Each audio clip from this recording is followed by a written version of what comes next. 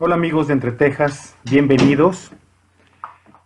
Como pudieron ver a mis espaldas, este cuadro al óleo es del pintor chiapaneco Dorian Mimiaga. Em, Como habíamos comentado en un programa anterior, vamos a procurar difundir el trabajo, la obra de los artistas visuales de Chiapas e irles mostrando su quehacer con la finalidad de que se conozca ampliamente y también para incentivar a los probables coleccionistas a que adquieran arte chiapaneco. Pues bien, en esta ocasión tendremos oportunidad de conversar sobre un tema que ha surgido de los programas, derivado de los programas anteriores, que tiene que ver con la arquitectura en el mundo prehispánico. Muchas veces vamos a los sitios arqueológicos y vemos lo monumental de los edificios, pero no hemos tenido oportunidad de conocer el trasfondo de todo ello, lo que le ha dado origen y cómo han sido los procesos constructivos en este caso, en este programa hablaremos de la arquitectura maya. Para eso hemos invitado al doctor José Alejandro Villalobos Pérez. Él es arqueólogo egresado de la Escuela Nacional de Antropología e Historia, es arquitecto, maestro en restauración de monumentos y doctor en arquitectura por la Universidad Nacional Autónoma de México, títulos y grados todos obtenidos con mención honorífica. Tiene un diplomado en Centros Históricos por el Instituto Tecnológico y de Estudios Superiores de Monterrey en 1988, estudios de especialización en conservación de piedra realizados en el Getty Conservation Institute de los Estados Unidos, 1991, y en tecnología de conservación de piedra con carácter de estancia de investigación postdoctoral en el Centro Internacional de Estudios para la Conservación y la Restauración de los Bienes Culturales, ICCROM y CROM de la UNESCO, por sus siglas, en Venecia, Italia, en 1993. Esta es una organización intergubernamental dedicada a la preservación del patrimonio cultural en todo el mundo a través de programas de formación, investigación, cooperación y sensibilización pública. El doctor José Alejandro Villalobos Pérez, nuestro invitado de hoy, tiene también un diploma en dictaminación pericial por el Instituto Nacional de Ciencias Penales, INACIPE, México 2012. Sus publicaciones datan de 1981 a la fecha, teniendo como tema principal la investigación aplicada a la conservación del patrimonio arqueológico y arquitectónico. Docente de la Escuela Nacional de Antropología e Historia desde 1982 y de la Facultad de Arquitectura de la UNAM desde 1983. Asesor internacional en conservación arqueológica en Argentina, Brasil, Colombia, Ecuador, Uruguay y Centroamérica. Por su trayectoria, la UNAM le confirió en 1996 la distinción Universidad Nacional en el área de Arquitectura y Diseño.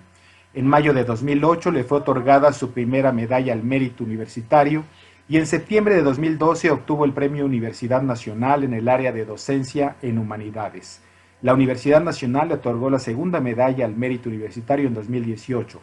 Por más de 25 años se desempeñó como arquitecto perito federal del Instituto Nacional de Antropología e Historia, fue director de la Escuela Nacional de Antropología e Historia para el periodo 2008-2011, miembro fundador y primer secretario general del Sindicato Nacional de Arquitectos de la Secretaría de Cultura, INA, entre 2013 y 2019. Pues bienvenido, doctor José Alejandro Villalobos Pérez. Gracias por aceptar la invitación de Entre Tejas para disertar sobre este interesantísimo tema que es su especialidad. Pues hola doctor, buenos días, bienvenido a Entre Tejas como le había manifestado. Muchas gracias por esta oportunidad. Y efectivamente hemos tenido algunos programas con colegas suyos, con arqueólogos que hacen investigación actualmente en diferentes sitios.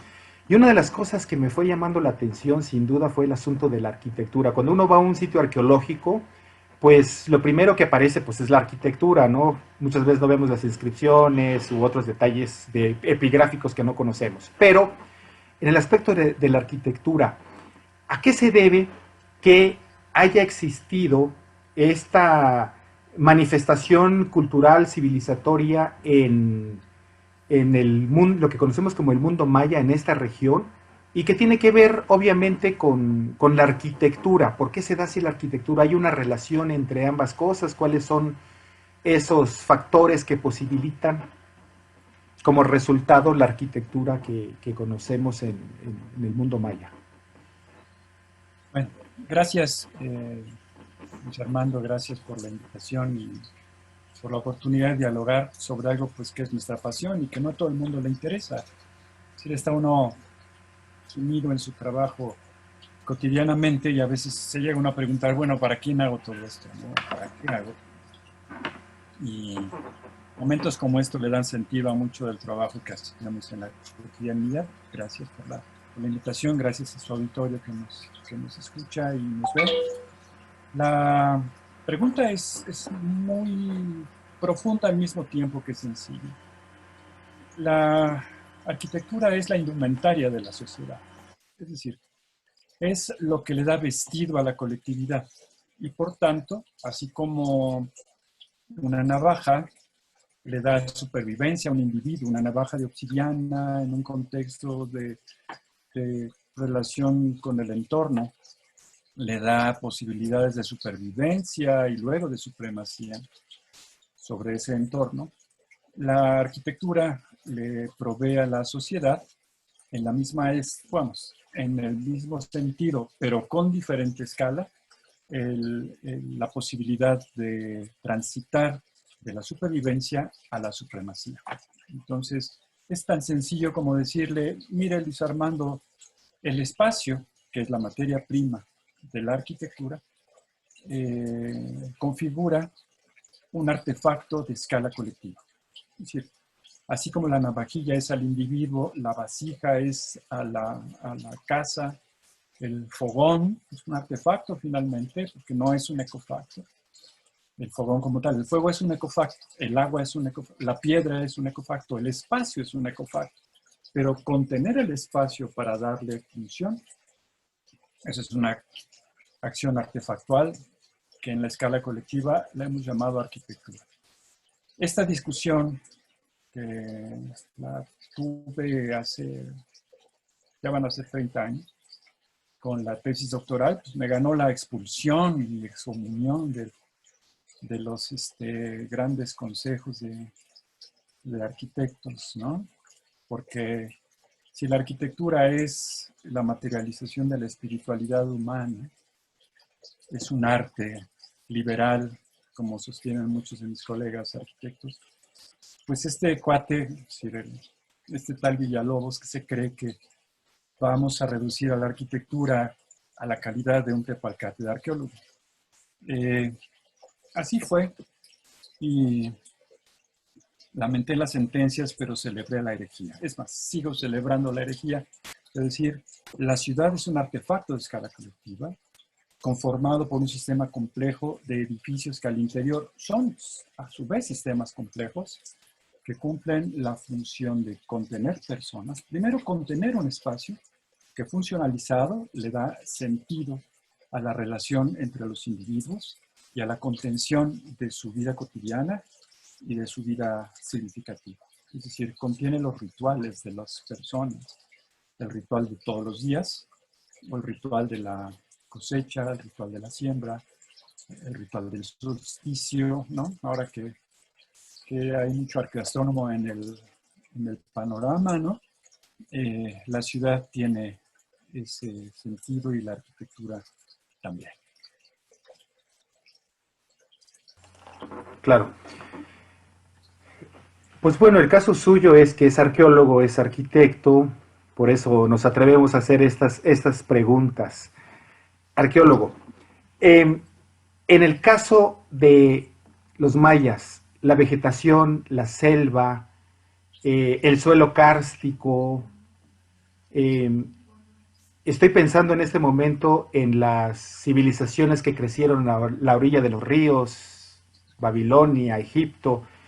También eso se da en el mundo maya. Yo entiendo, estoy utilizando el concepto maya, corríjame, yo sé que son demasiados sitios y ni siquiera se llamaban mayas a sí mismos, ¿no? Pero eso es un poco el imaginario en el que vivimos los paganos en este tema. Bueno, los mayas son el pueblo del maíz, es el Sea Maíz, con M-A-Y-S, maíz, de ahí vienen los mayas. Shin en maya es el nombre del maíz.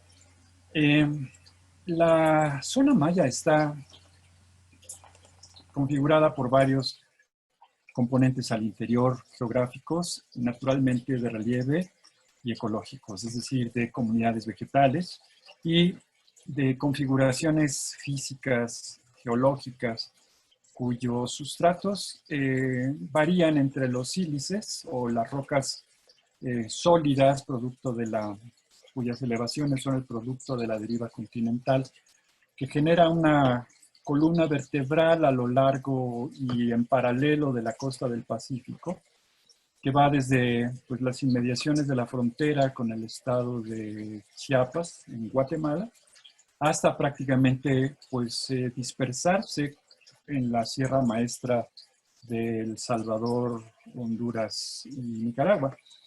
Esta es una conformación, una configuración básicamente de rocas silíceas, algunas de ellas de origen volcánico, otras de origen sedimentario.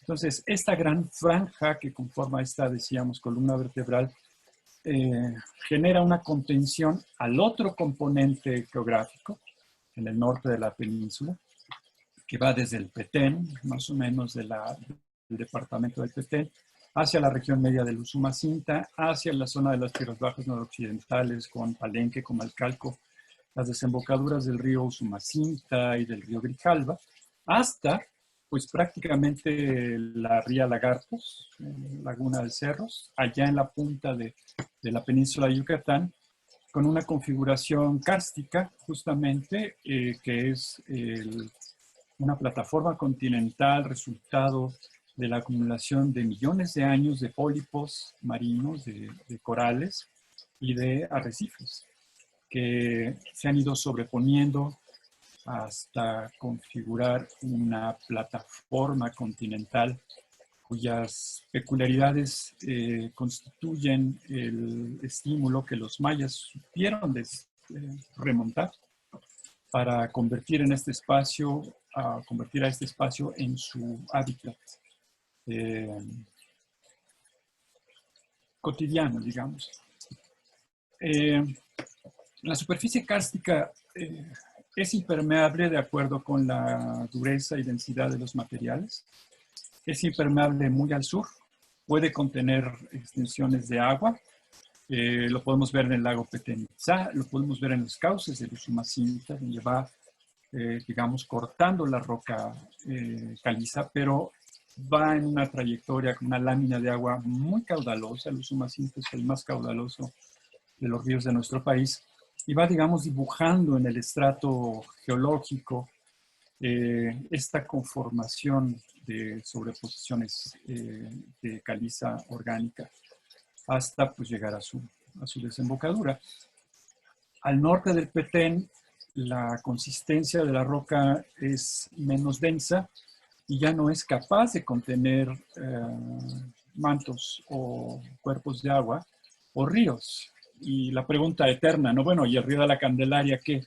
¿Y el río Champotón qué?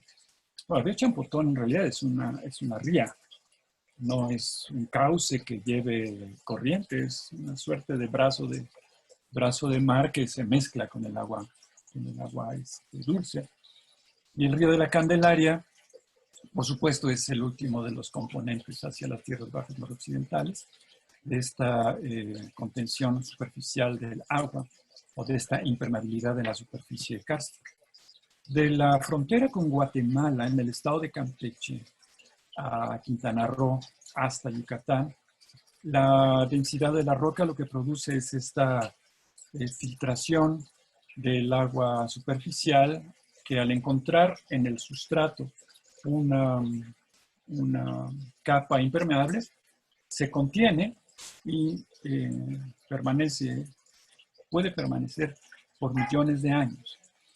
Por lo cual, los hallazgos en los cenotes a últimas fechas tienen ese dramatismo de proveer ejemplares del Pleistoceno, proveer ejemplares del Holoceno temprano, eh, con megafauna y con restos óseos que nos conducen a pensar en una ocupación muy temprana de la península de Yucatán. Los mayas allí habitaron. La estrella y protagonista de la arquitectura maya es la roca caliza, digamos la mayor proporción de la arquitectura maya. Pero la roca caliza, Luis Armando, también es la protagonista de los primeros momentos de la historia de la arquitectura griega, de la arquitectura de los romanos y de la arquitectura de los etruscos, así como algún momento en la arquitectura de los egipcios. Por lo cual, su nobleza, como decimos los arquitectos, la nobleza del material es la posibilidad de su maniobrabilidad y trabajabilidad, su dureza, su nobleza, su trabajabilidad, su peso específico, la posibilidad que tiene la roca caliza de ser transportada por un grupo determinado de personas hacia el lugar de la obra, nos hace pensar que en esta relación bidireccional con el entorno, el maya no solamente comprendió las virtudes de la roca caliza, sino que la llevó al extremo de su máxima expresión con la herramienta de que disponía, que es herramienta de piedra. De tal suerte que vienen las preguntas de los hubieras, ¿no? Que son muy divertidas. ¿Qué hubiera pasado si los mayas tienen la herramienta metálica? Bueno, pues echemos un ojo al sureste asiático, ¿no? Donde las lateritas, por ejemplo, de Angkor Wat, que son rocas silíceas, no calizas, tienen un sistema constructivo, emplazamiento, habilitado, colocación, aparejo muy similar al que desarrollaron los mayas en las tierras bajas, que van desde el Petén, en las inmediaciones de las Verapaces de Guatemala, hasta la península de Yucatán. Los ejemplares más dramáticos de la arquitectura romana están hechos con roca caliza, o algún pariente de la caliza, ni más ni menos. El Coliseo de Roma, en el que todos vamos a sacarnos la selfie, es un travertino, que muchos lo llaman mármol, pero en realidad un travertino es un estado intermedio entre la roca caliza densa y el mármol. El mármol, pues mármol, el de Carrara, ¿no? Digamos que es puro, prácticamente puro oxígeno. Entonces así va un poco. A mis alumnos los torturo mucho con esta situación. Antes de ver la geografía de nuestro país en términos de la distribución de las etnias o de los grupos humanos, y por tanto de las lenguas y de las costumbres, antes de entrar en la situación de la comprensión de la configuración cultural de nuestro país, tenemos como arqueólogos que enfrentar el conocimiento de las configuraciones naturales, que fueron finalmente los contextos proveedores de materia prima. La roca, la arcilla, la madera, los materiales orgánicos, el fuego, ¿no? Materiales oxidados y transformados a otros componentes tecnológicos del sistema constructivo, es lo que nos permite conocer mejor la tecnología constructiva, independientemente de la lengua que hablara el constructor. No quise interrumpirlo, pero no, sensacional, muy bien. Lo que pasa es que son tantas cosas y tanta información que a uno le van aclarando las cosas, porque justamente yo tenía esa pregunta. Tengo entendido que el proceso de desarrollo civilizatorio del hombre prehispánico llegó a un estadio que podría considerarse el neolítico, y ya no hubo el uso del metal o la edad de bronce. Y usted comentaba justamente esto, que en el caso de los constructores griegos tuvieron esa etapa y es muy claro el otro proceso. Y ya aventuró también a hacer esta que iba a ser la pregunta, ¿qué hubiera ocurrido en el caso de los mayas, si hubieran tenido los metales, si hubieran tenido toda la tecnología posible para encarar quizá a la piedra madre u otro material, ¿no? Pero bueno, esas son suposiciones, eso no existe. Yo quisiera que habláramos, digo, yo creo que para los ratos de ocio intelectual de los arquitectos podrían hacer muchas hipótesis, ¿no? Pero bueno, no es el caso ahora, ya habrá oportunidad. Quería preguntarle algo, arquitecto, ¿cuáles son algunas de las características así muy propias de la arquitectura maya? ¿Por qué le pregunto esto? Porque uno desde niño ve, no es que las pirámides tienen la forma de, o a la inversa, ¿no? Lamentablemente somos sumamente malinchistas de decir, no, ¿por qué las pirámides mayas tienen la forma de las pirámides de Egipto, ¿no? Existe un patrón mental, filosófico, religioso que impulsa eso. Y la segunda pregunta es, ¿cuáles son las características muy propias de la arquitectura maya, que son aportaciones, si lo es así, a la arquitectura universal, ¿no? Tengo entendido que la cal, el uso de la cal es algo maravilloso, ¿no? Que no se le ha dado el reconocimiento generalizado, no solo de los especialistas, para saber de esto. Bueno, la, la arquitectura mesoamericana, la arquitectura del México antiguo, tiene por materia prima al suelo. Es decir, los primeros ejemplares de arquitectura no es más que acumulación de tierra, ¿no? Y en el principio de sustitución, yo excavo para mover la tierra a algún lugar. Esto genera depresiones en el suelo, que son el espacio que contiene a las personas. Si la forma del edificio o la acumulación de tierra toma una figura alargada, pues entonces tengo una contención lineal. Si lo que hago es un rectángulo con estas 4 acumulaciones de tierra o montículos, lo que tengo es una contención radial o una contención axial. A mis alumnos otra vez los torturo diciéndoles, en el planeta todo fluye. Es decir, el agua fluye, la tierra fluye, y la aventura de los pueblos prehispánicos y de las civilizaciones de la antigüedad fue contener ese flujo. Es decir, acumular la tierra y tomar determinada elevación. En la medida que los ángulos que describa esta acumulación son congruentes con la carga que ejerce verticalmente, o sea que cae, así como derramamos un bote de azúcar sobre la mesa, no se derrama, sino que forma un cerrito. Ese cerrito en la escala colectiva, pues es el Monumento 1 de la Venta, es el edificio central de Izapa, es la Acrópolis del Mundo Perdido y el Templo 5D33 de Tikal, o edificios o el basamento circular de Cuicuilco. Una vez que se tiene este elemento vertical, quienes lo construyeron son recordados por la obra que legan a la siguiente generación. De tal manera que la siguiente generación convive y coexiste con ese objeto, convirtiéndolo en objeto de análisis, conocimiento y de perfeccionamiento. Una generación sucesora lo que hace con estos edificios, con estas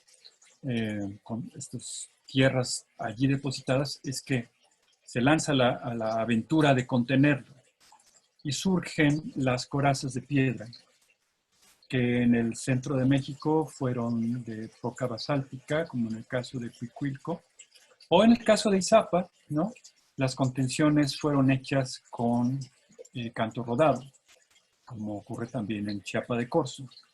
O en el caso de Belice, cuando la piedra es la roca caliza, los muros secos lo que están haciendo es una labor de contención. Es decir, evitar el flujo del material, que no se pierda.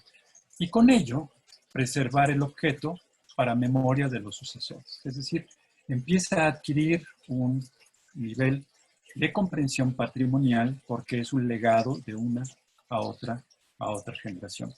Y tiene valor en el contexto original de producción porque implica el trabajo de los ancestros. Y como dicen por allí, solo el trabajo produce valor. En ese principio de valoración de una generación a otra, de legibilidad, inteligibilidad y apropiación, se defiende ese edificio y su conjunto. Y es apropiable en la medida que contiene el espacio, que contiene a las personas que actúan en una ritualidad significativa o cotidiana. La arquitectura maya enfrenta esta situación. Es decir, tiene los principios elementales de la arquitectura mesoamericana. Axialidad, frontalidad, tiene cara. Los edificios mayas, fíjense bien, eso es así también para las tardes de cafecito. Los edificios mayas tienen cara y tienen nuca. Son asambleas de estructuras en torno de un espacio que se miran entre sí y entablan una relación que llamamos dialógica en la medida que las estructuras están hablando entre sí al interior del espacio que contiene personas, pero el edificio está referido a la salida del sol en el Tacaná, por ejemplo, el solsticio de invierno. O está referido a la aparición del sol en la punta del templo 3, visto desde el templo 4 de Tikal. O está referido a los ciclos equinocciales en el edificio E7 Sur de Huachactún, ¿no?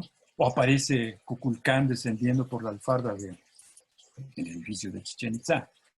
Y muchos otros componentes de relación con el entorno que hacen de la arquitectura maya o nos hacen pensar que la arquitectura maya debió jugar en la sociedad, y esto puede ser una verdad de perogrullo, un papel fundamental, y no solo la arquitectura, sino el constructor.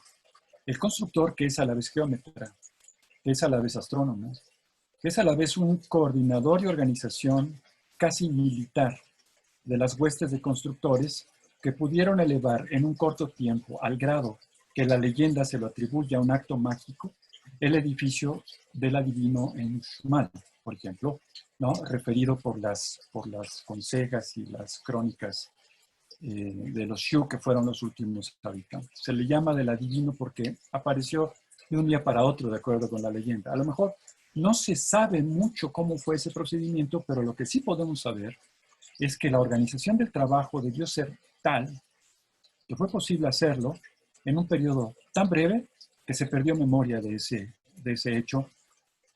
Se perdió memoria del proceso con privilegio del resultado, ¿no? En la arquitectura maya, como en la prehispánica, el resultado, el producto, las pirámides, los edificios, son estos objetos colectivos que señorean el espacio. Orgullos nacionales, como fueron orgullos de sus constructores, y que creemos que son eternos, y no lo son. La piedra no es un material que dure para todo el tiempo, y que se mantenga de pie implica un compromiso social en el cual hay instituciones que se encargan de esto. Lo que caracteriza la arquitectura maya en el concierto de la arquitectura mundial es que se trata de una expresión original de la relación de los individuos con su entorno. Es decir, es una arquitectura primigenia, inventada por los habitantes de la zona maya.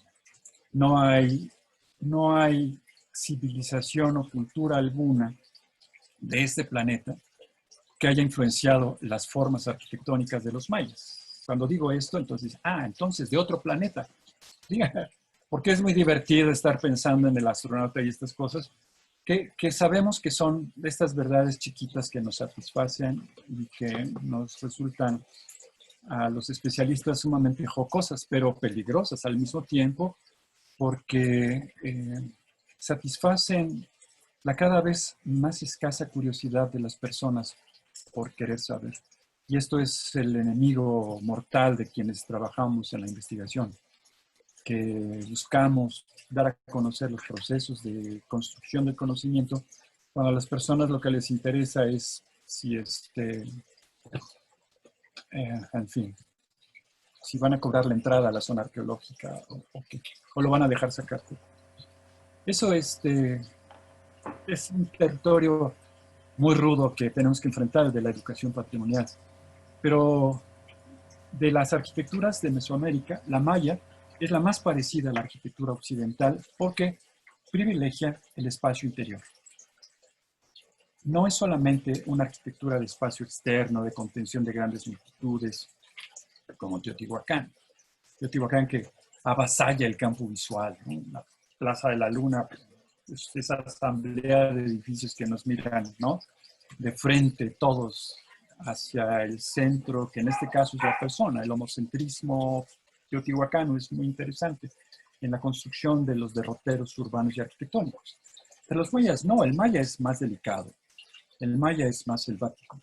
El maya es más de la escala humana.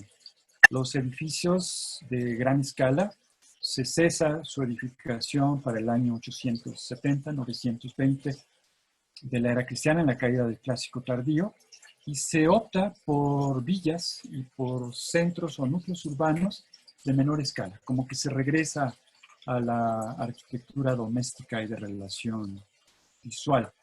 No es aquella arquitectura vertical o de un mirador, que allá lejos se ve el habitante. Los mayas del clásico tardío en adelante vuelven a la escala humana de las tierras bajas más al norte. En el Petén se privilegian estas arquitecturas de espacio contenido y en sitios como pues, en la cuenca del Usumacinta, ¿no? Desde Piedras Negras, el Petexuapún, hasta Comalcalco en el estado de Tabasco, pues la arquitectura maya es, decía mi maestro Paul Jean Roth, parecen alajeros, como cajitas que se va a destapar y se vuelve a tapar, agarrada de la crestería, ¿no? Dejan de ser avasallantes para convertirse en una mágica coexistencia armónica de la arquitectura con el entorno que le contiene. Perdón, otra vez me volví a enrollar. Pero... No, no, no, excelente. Una disculpa de mi parte porque voy a regresar un medio capítulo atrás.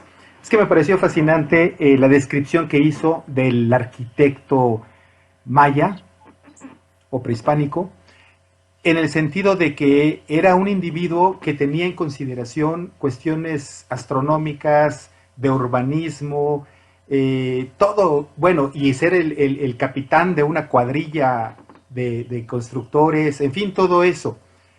Y bueno, voy a hacer la broma.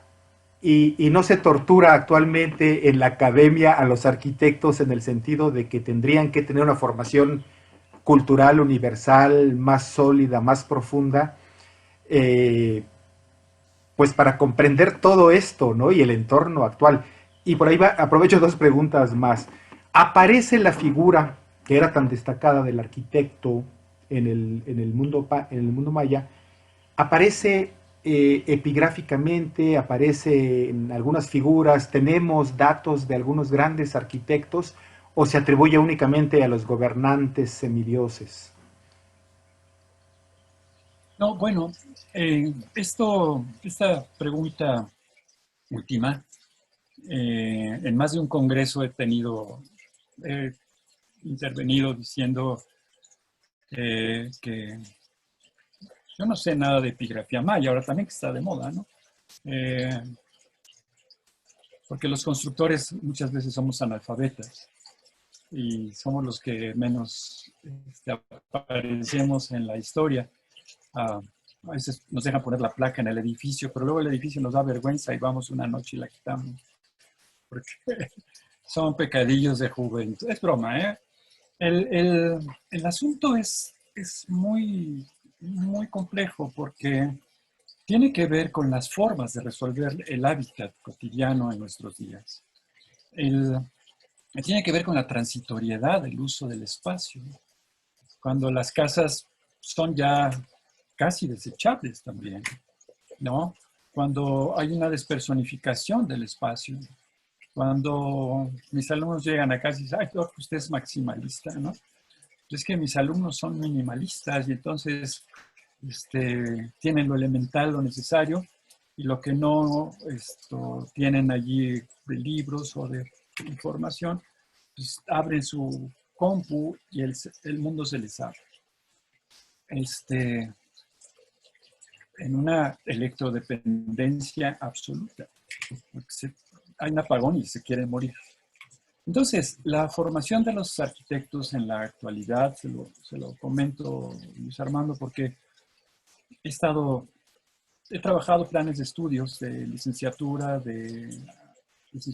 en antropología, en arqueología, en arquitectura, en posgrados. Y en el caso de la arquitectura, hay una, no creo llamarle obsesión, no creo conveniente llamarle obsesión, hay una suerte de insistencia porque el estudiante cumpla y trabaje. Entonces, se ocupa más de cumplir, se preocupa más de cumplir que de obtener conocimiento o aprender cómo resolver una determinada problemática de escala arquitectónica. Esto es en la columna vertebral de los talleres de proyectos. Los estudiantes viven estresados en la ocupación que de su tiempo hacen las tareas. Por eso es que, y así, digamos, me formé hasta el tercer año. Por eso dejé la carrera de arquitecto en el tercer año, la pasé a la tarde y me fui a estudiar arqueología. Porque además no leen, mis estudiantes de arquitectura leen muy poco, sus maestros leen muy poco. Es una suerte de reiteración de estándares y de formas de resolver las cosas que en la mayor proporción de la creatividad, el mayor reconocimiento de la labor del arquitecto contemporáneo.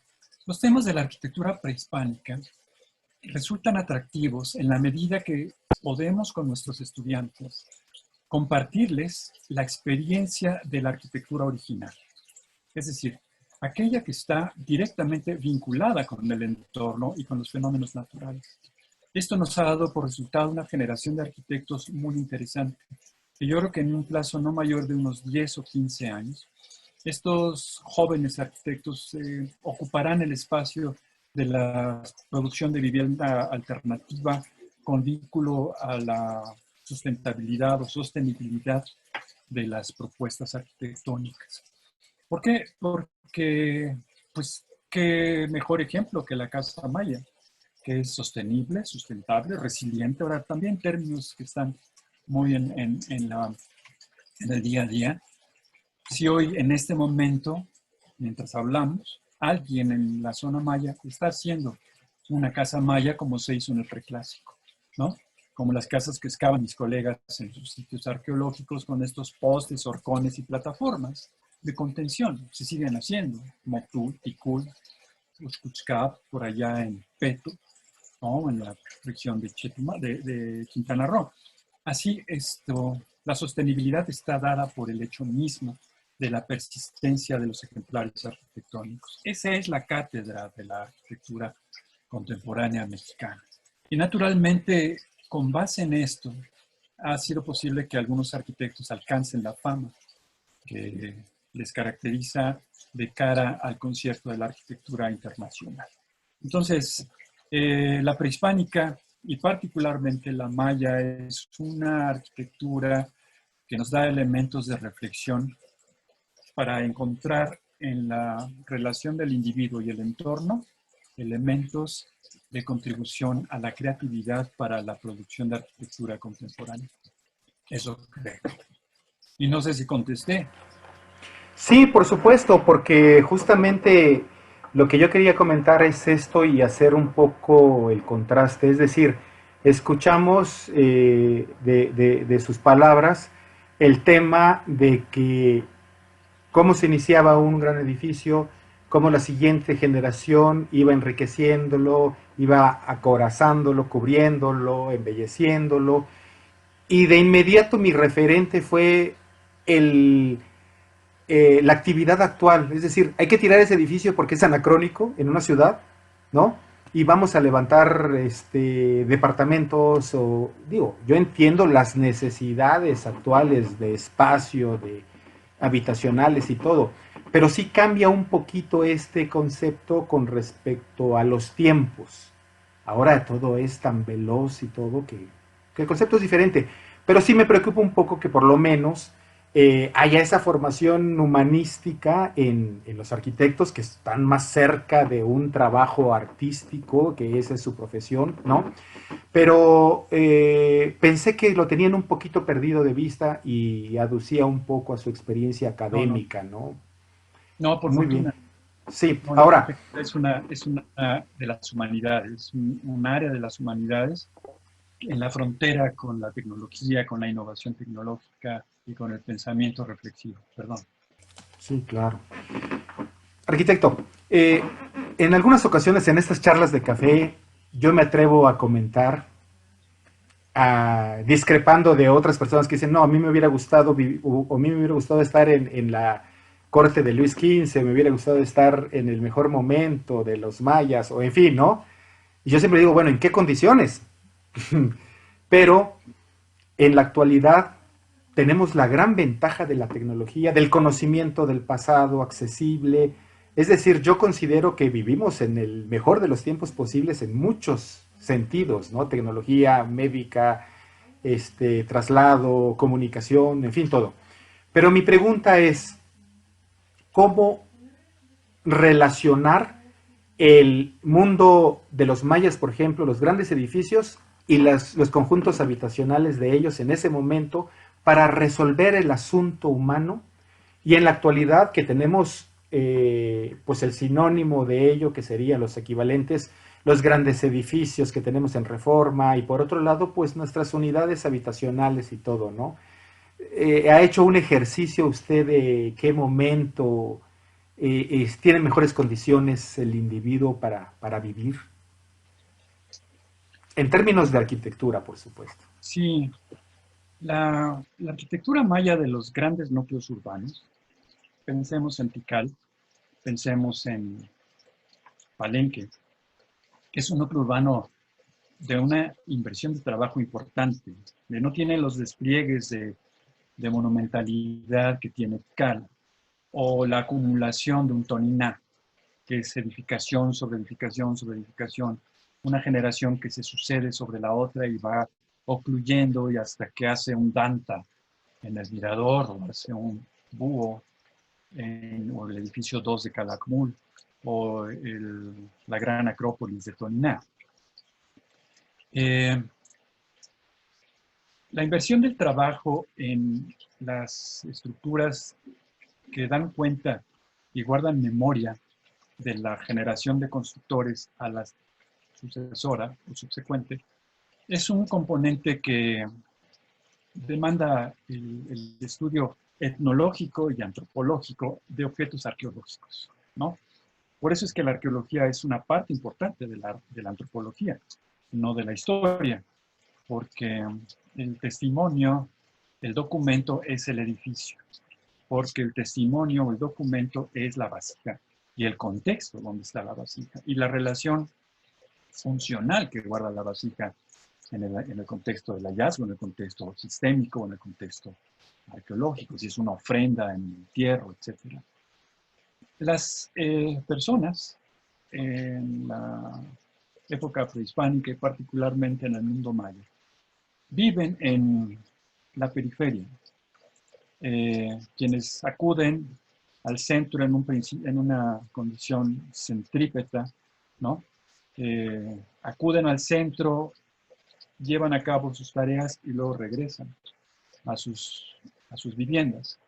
La vivienda, como decíamos al principio, es transitoria. La vivienda es el lugar del tacto. El núcleo para el constructor es el lugar del esfuerzo y es el lugar también de la interrelación y del aprendizaje. Y debió empezarlo muy tempranamente, porque en algunas representaciones de pintura mural, por ejemplo, en Teotihuacán, el mundo onírico, el paraíso, es cuando somos niños asexuados. Es decir, cuando somos irresponsables a la hora del recreo. Ese es el paraíso. De tal manera que retratada así la antítesis, un joven debió entrar muy tempranamente a la responsabilidad de seguir el oficio del padre, quizás, o de transportar piedra, o de reconocer las calidades de la piedra, o de ofrecer el servicio en el núcleo para luego acudir a su vivienda transitoria con su familia, que decimos es el lugar de los aromas, es el lugar del tacto, el lugar de la caricia. En el núcleo no, en los núcleos urbanos está el esfuerzo. Y un esfuerzo que a quienes investigamos y trabajamos esto nos complace mucho reconocer que es un esfuerzo quizá voluntario de los constructores. No es una pirámide como la de Egipto, en la que se respira sangre de esclavos. Es una arquitectura que está hecha con el conocimiento de causa y con la tecnología que revela y representa el conocimiento profundo de las experiencias acumuladas de los constructores. ¿Por qué? Porque podemos retratar la historia de Tikal a través de un edificio de una época y otro, y cómo fue mejorando y cómo fue perfeccionándose la tecnología.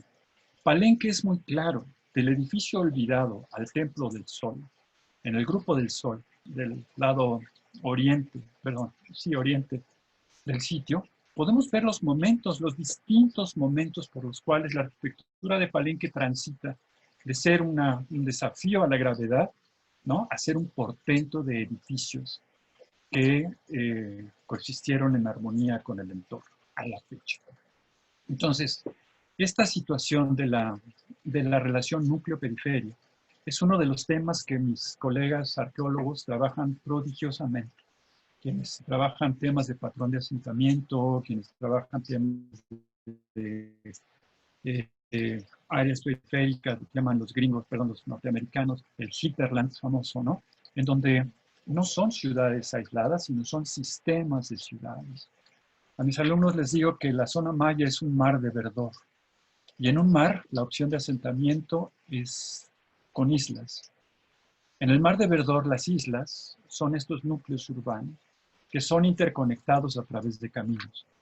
En la superficie pueden ser estos interminables sistemas de caminos o sacbé o rutas que no son difíciles de encontrar por virtud de la topografía que sigue el camino del, del marchante, eh, y que en la dispersión de estos asentamientos no tenemos la gran libertad que tuvo Teotihuacán o la contención o constricción que tuvo Monte Albán, ¿no? O tampoco la extensión geométrica que tuvo el Tajín. Estamos hablando de núcleos donde la acumulación del trabajo se concentra, pero está relacionado con otro y otro más a la distancia. Y si medimos en jornadas las equidistancias entre los sitios, pues mágicamente nos da 3, 5, 7, 8 jornadas, ¿no? Lo que tardo en llegar de Tikal a Huachactún, ¿no? Lo puedo hacer en una jornada, pero de Huachactún a Yaxca lo hago en 2 jornadas, por los caminos de la selva. Así la selva y la ciudad maya entablan una relación donde la vivienda transitoria es la pieza de toque entre ambos aspectos. Es el lugar de los sentimientos, es el lugar del amor, ¿no? Porque los arqueólogos no estudiamos piedras, estudiamos personas. Y por eso es que me atrevo a referir esta serie de situaciones en las que sabemos que están ocurriendo en el espacio interior de las viviendas, ¿no? Entre otras muchas cosas, Luis Armando. Por ejemplo, la construcción que hacemos nosotros es diurna. Entre los mayas no tendríamos que desechar la posibilidad de que se construya de noche, porque las argamasas, que también esa es otra cosa, los mayas son la cultura de los morteros, ¿no? La caliza es la protagonista, pero atrás está el mortero que dice, oye, yo, ¿no? ¿A qué hora me toca? La argamasa, el estuco, la junta, el mortero, que permite el despiece de los aparejos. Ese es un trabajo que fue llevado a cabo por especialistas. Esa calidad en los materiales, esa posibilidad que tiene el desarrollar aspectos de geometría o de unión de puntos luminosos en la noche. Al mismo tiempo, al tener temperaturas y baja radiación, permite que las cales no pierdan agua y las hace más eficientes. Una de las tareas de los constructores es obtener el mayor rendimiento de los materiales y sus características en el menor tiempo y con mayor duración. Y eso es una condición que a cualquier arquitecto le puede garantizar el trabajo por el resto de su vida, incluido un arquitecto mayor. No, qué maravilla, esto sí es algo sumamente novedoso. La arquitectura diurna y la nocturna, en verdad, es algo que resulta tan mágico y tan apasionante para ir comprendiendo.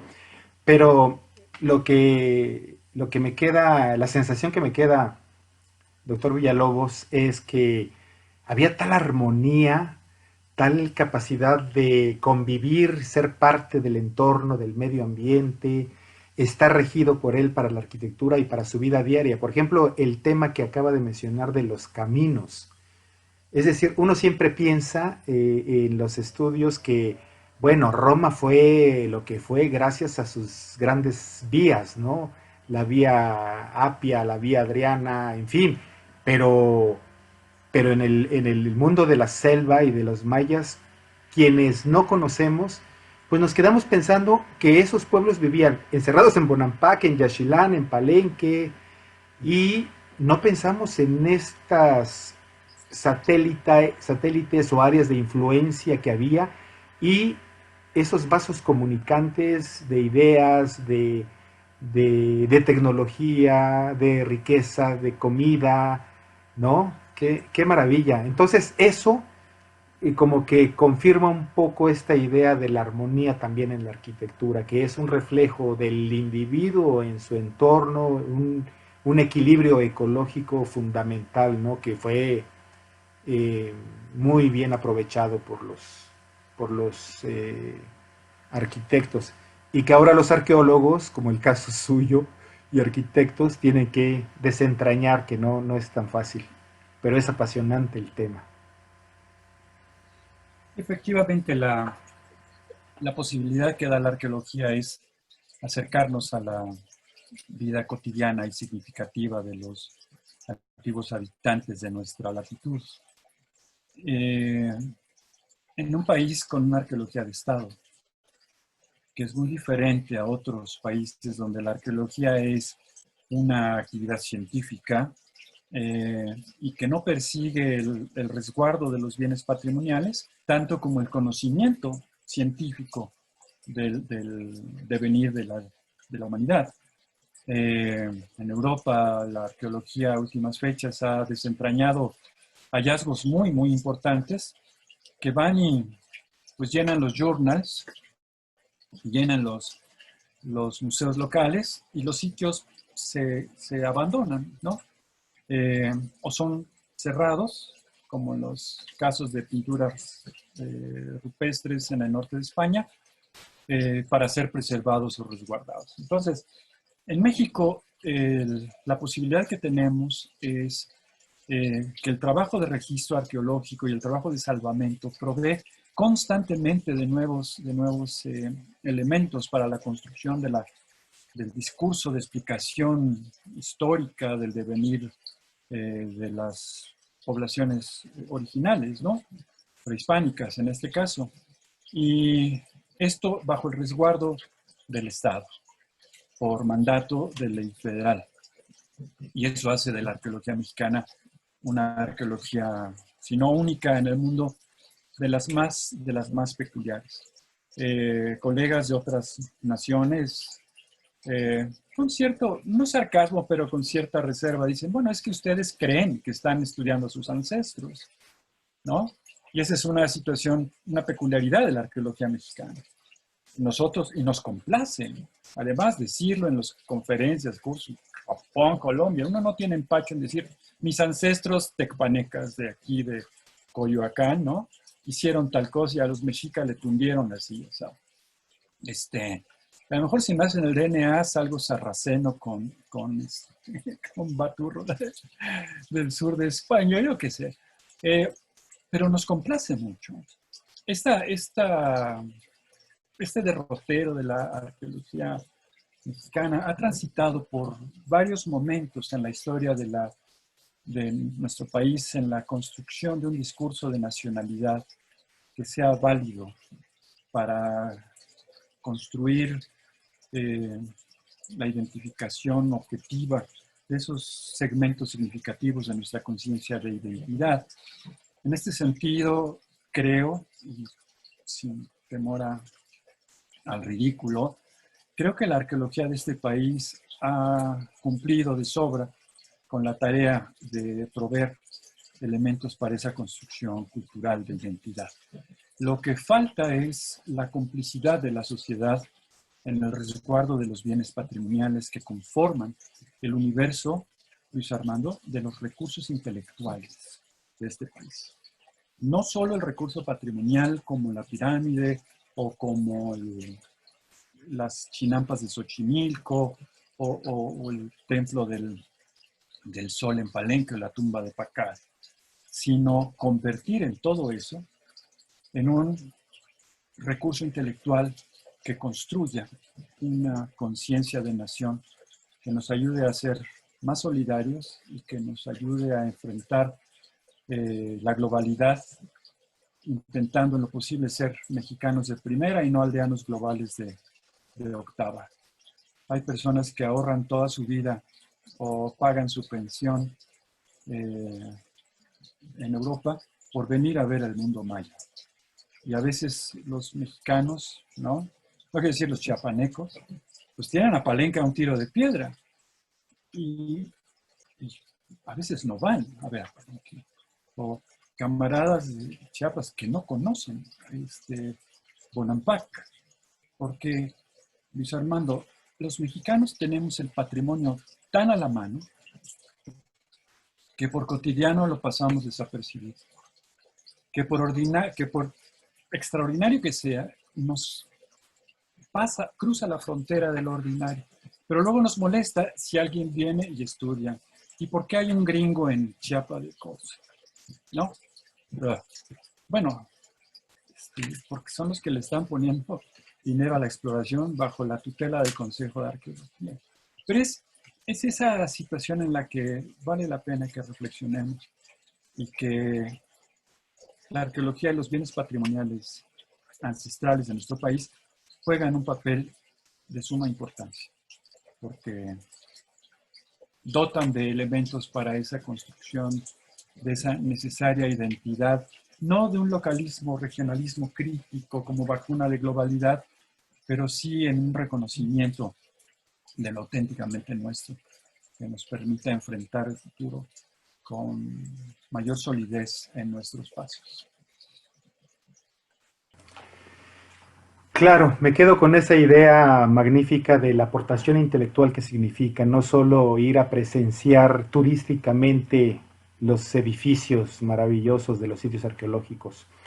Y yo creo que ahí está también la gran labor de los medios para difundir, divulgar toda esa información, que ha sido siempre un poquito mi malestar con ciertas instituciones en el sentido, universidades, instituciones culturales, en el sentido de que, bueno, hay una suerte de entropía en el sentido de que ustedes, los especialistas, conocen, ven, que es muy importante, pero es bueno que el resto de la población también tenga o tengamos acceso a esa información para irnos maravillando, ir despertando el interés en los niños, en los jóvenes. Y qué bueno, por eso agradezco mucho que haya aceptado la invitación, doctor Mario, Villalobos, en gracias por verdad la que ha sido invitación. una charla sumamente ilustradora para el tema. Y también me quedo con esa frase de que nos quitemos la idea de que los arqueólogos nada más estudian las piedras, sino que está la parte más apasionante del individuo que hicieron posible esas piedras y esas expresiones Un civilizatorias, maestro ¿no? mío, Ignacio Bernal, nos decía, la mayoría de edad de la arqueología será el día, mexicana, será el día en que seamos capaces de describir un día en la vida de un teotihuacano o un día en la vida de un constructor en Palenque. Esto, cada día estamos más cerca quizá de sincronizar la secuencia de producción de un edificio al grado de saber cuánta energía humana se requiere para producir tantos metros lineales de mampostería. Eso vamos bien. Creo que la mayoría de edad de la arqueología está todavía por llegar y el futuro siempre es más vasto que el pasado. Es decir, hay más futuro que pasado. Esta es una paradoja con la que cierro mis clases con mis estudiantes. Pero para enfrentar el futuro solo tenemos el pasado como recurso. Si esto lo identificamos en esa escala, el pasado remoto, en la medida que, otra vez, tiene que ver con la relación original del individuo y su estructura como especie de cara a los estímulos del medio, la acción humana convierte los estímulos naturales en recursos de subsistencia. Los mayas lo llevaron al extremo de la supremacía sobre el entorno y sobre sus semejantes. Digo, hubo quienes, no todo era paz y armonía, hubo quienes les falló la cosecha y pues, le fueron a pedir al vecino encarecidamente que entregara la cosecha y de una vez pues, mujeres y bienes de prestigio y varones para el trabajo de campus o de infraestructura. Sí, son redes complejas, Luis Armando, que apenas estamos empezando a desentrañar. Estamos arañando la superficie de un pasado profundo, sumamente rico y que no puede menos que ser contribuyente a esa construcción de nuestra conciencia de identidad, como individuos, como personas, como mexicanos, como seres de este tiempo. Claro, yo me imagino después de esto que le escucho, que la edad infantil fue el trabajo de Alfonso Reyes. Eh, qué barbaridad, se me fue el nombre A la del ahorita. sol, cuando el sol entra por los... Sí, No sí, se puede contener. pero la descripción que hace del mundo prehispánico, ¿no? Y el momento de la edad adulta será cuando, como quería el maestro Bernal, un autor haga el equivalente a la historia de la vida privada de Georges Duby para saber cómo fue este entorno, porque uno es lo que se pregunta siempre, ¿cómo será? Yo me quedé con el temor de preguntarlo porque, bueno, sí es algo sumamente complejo y no muy común, pero sí, ojalá que nuestros ojos puedan ver este momento de la edad adulta de la arqueología en Yo México. espero que sí. Aún para nosotros no nos toca porque por lo intenso del trabajo arqueológico, a veces nos subsumimos en nuestro trabajo y no miramos el trabajo, decíamos en campo, no vemos el pozo de junto, ¿no? Cada Claro, quien, claro, el sitio de aquel, el artículo del otro. Entonces, claro. no obstante, el gremio es muy singular en ese sentido.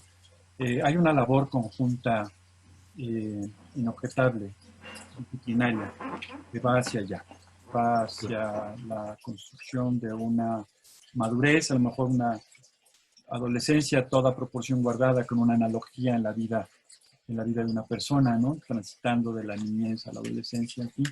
Eh, la mayoría de edad está por venir y tiene que ver con el uso de estos recursos adicionales de nueva tecnología, en fin.